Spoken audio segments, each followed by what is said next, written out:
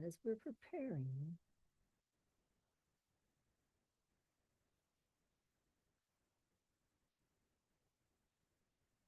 I'm really trying. Every week I'm learning. This is my 12th week of these things.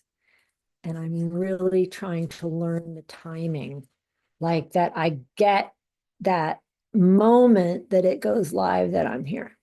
It's very much like writing. But the internet is much more capricious and bizarre than horses because will horses want to do it right too. We all love them. Okay. So we're still on page 74 in this section. And this is really, we're going to reorder a little bit of what he said as we talk about it and forgive the man, since this was probably a stack of notes on his desk in some dusty barn, and I think it was in Berlin.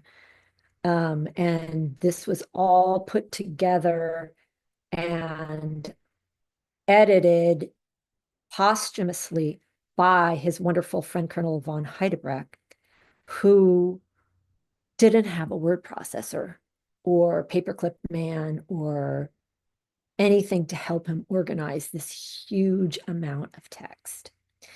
And Steinbrecht, he is true blue. He is seat, leg, hand, back to front. He is true blue.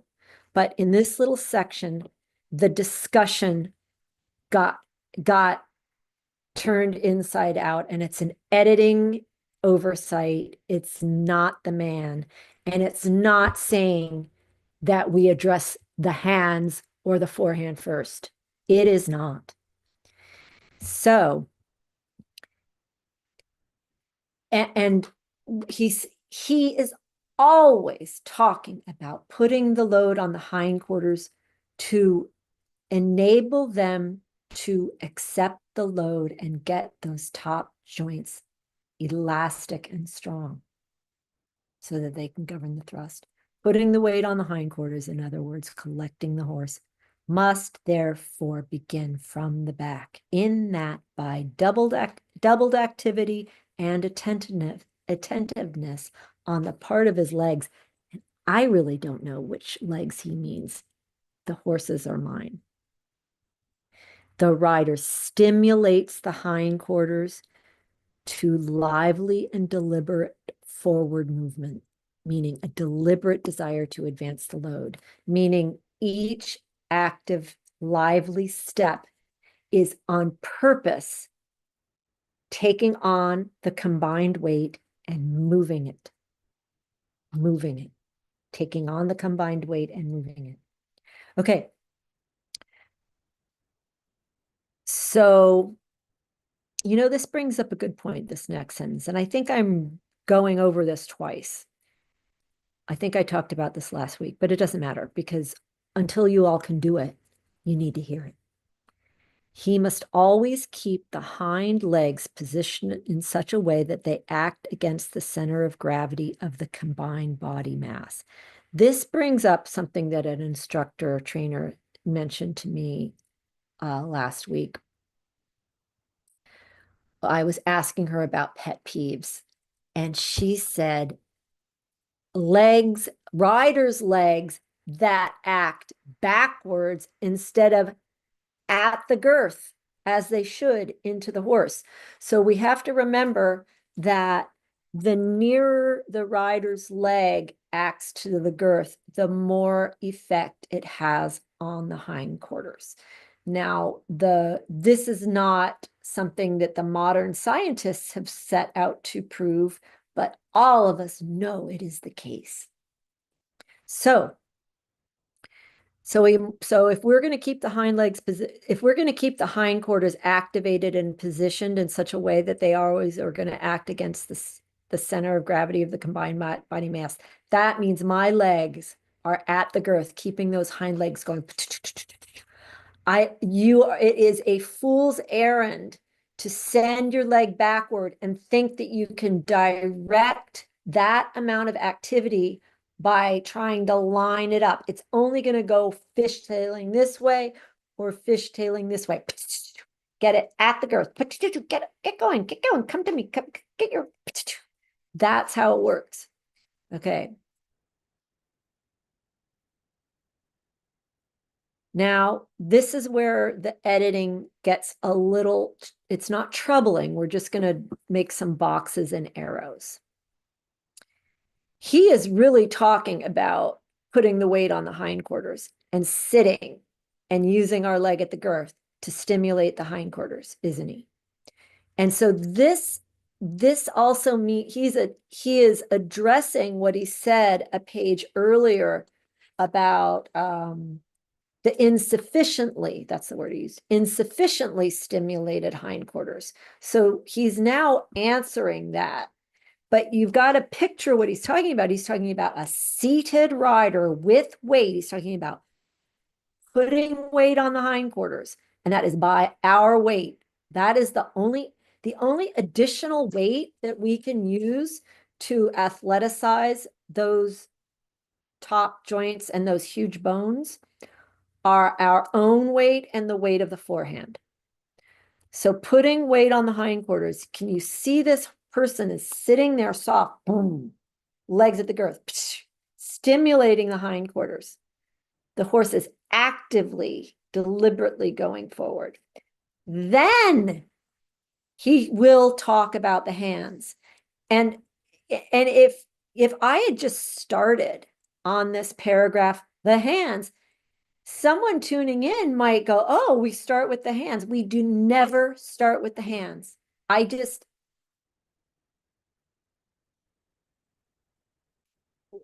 Seat, leg, hands in that order. That is the crucible. That is the rider's triple responsibility, and it goes in that order. So maybe put a note in the margin, like, could you write weight, leg, and then hand? Because if you're just reading along this new paragraph starting hands, it could really seem like you could just start with the hands. And that, like, literally, it'll be a fail. Okay. So now, thirdly, the hands. Hands, number 3. I'm writing in my book. I wrote it. Can't really read my writing. You know, one of you actually complained about my writing in my own book once when I went to the trouble to scan some of it for them.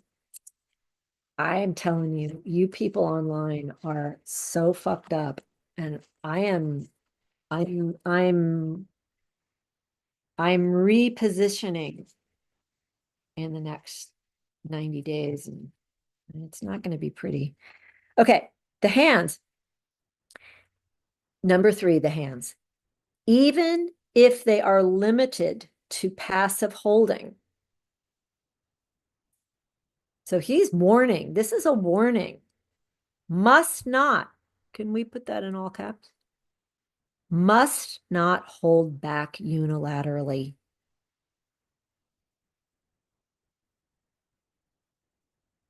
You can't hold back. I think just must not hold back.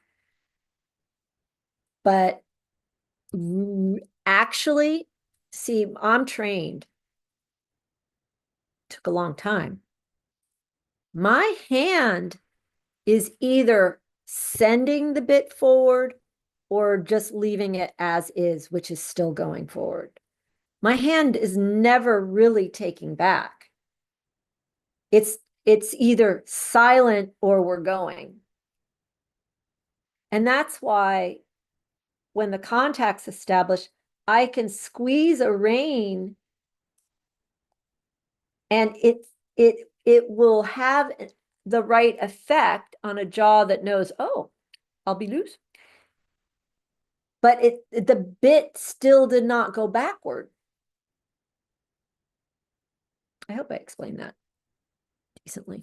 The hands, even if they are limited to passive holding, must not hold back unilaterally. And I would say must not hold back at all, but must enhance the uniformity of the movement. Maybe we should, can we add in, must enhance the uniformity of the forward straight movement by timely yielding. That means I'm sending my bit yonder. Oh, go there, go there.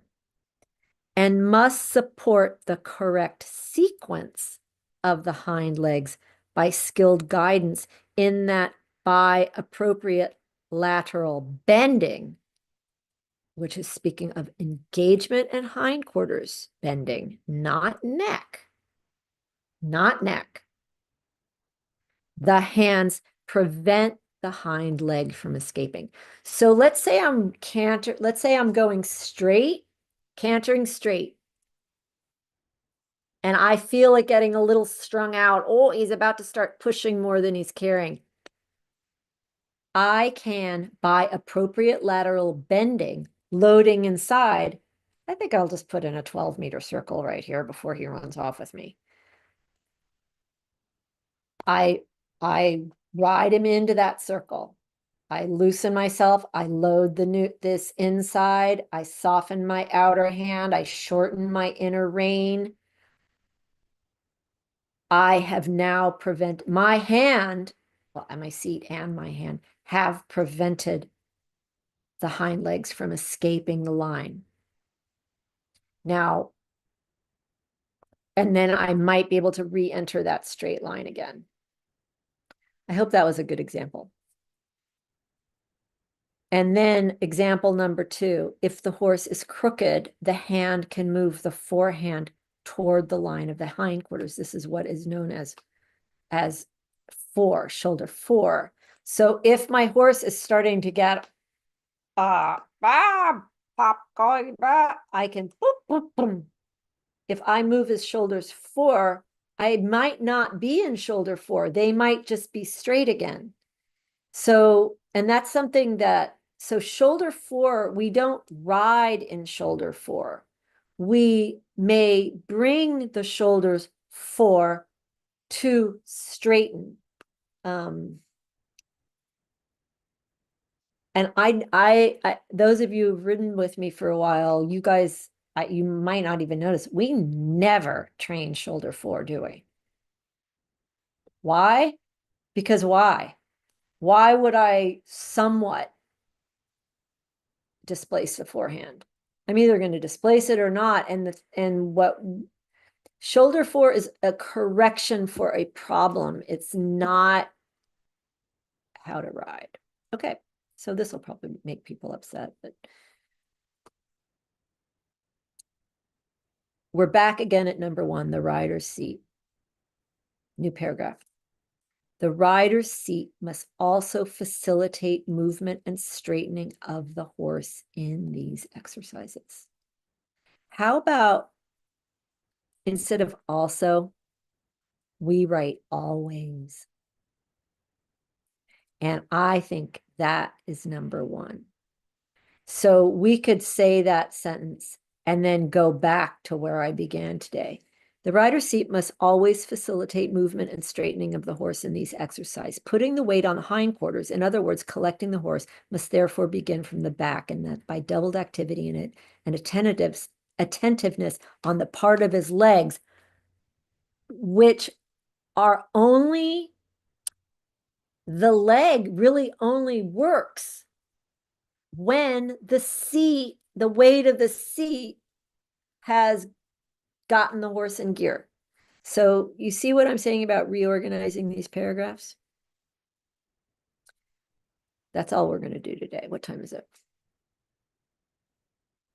That's plenty. And I think that's a good way to look at this little section. The rider's seat must always facilitate movement and straightening of the horse in these exercises.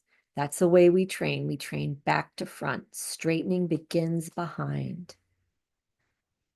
Because the weight of my seat can inform the entire situation, so that then my rein becomes, as the major said, explanatory in nature. My rein is explanatory. It isn't the solution or the or the main idea. It is explanatory. Okay, so I'm going to start over again. Number one, the rider's seat, and follow how I'm going through these paragraphs. The rider's seat must always facilitate movement and straightening of the horse in these exercises. Then back up to this paragraph. Putting the weight on the hindquarters, in other words, collecting the horse, must therefore begin from the back, and that by doubled activity and attentiveness on the part of the legs. Following after the seat has done its job and loaded the horse well, the rider stimulates the hind legs to lively and deliberate forward movement. So seat, leg, hand. And the hands are limited. They're not limited to passive holding. In fact, we never hold. I never hold with my hands. They enhance the uniformity of the movement by timely yielding, and they support the correct sequence of the hind legs by skilled guidance.